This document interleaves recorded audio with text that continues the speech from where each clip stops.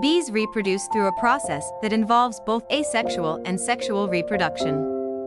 A hive typically consists of a queen, drones, and worker bees. 1.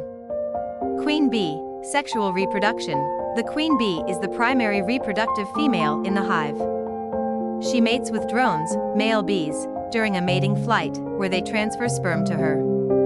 The sperm is then stored in a special organ called the spermatheca within the queen's body. Throughout her life, the queen can use this stored sperm to fertilize eggs, allowing her to lay both fertilized and unfertilized eggs. 2. Egg-laying, asexual reproduction. The queen lays eggs, which are either fertilized or unfertilized. Fertilized eggs develop into female worker bees or future queens, depending on the diet they receive during their larval stage. Unfertilized eggs develop into male drones. 3. Development. The eggs hatch into larvae, which are cared for and fed by worker bees. Larvae go through stages of development and metamorphosis, transforming into pupae.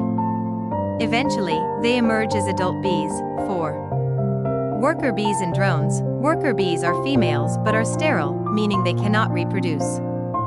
They perform various tasks within the hive, such as nursing larvae, foraging for food, and maintaining the hive.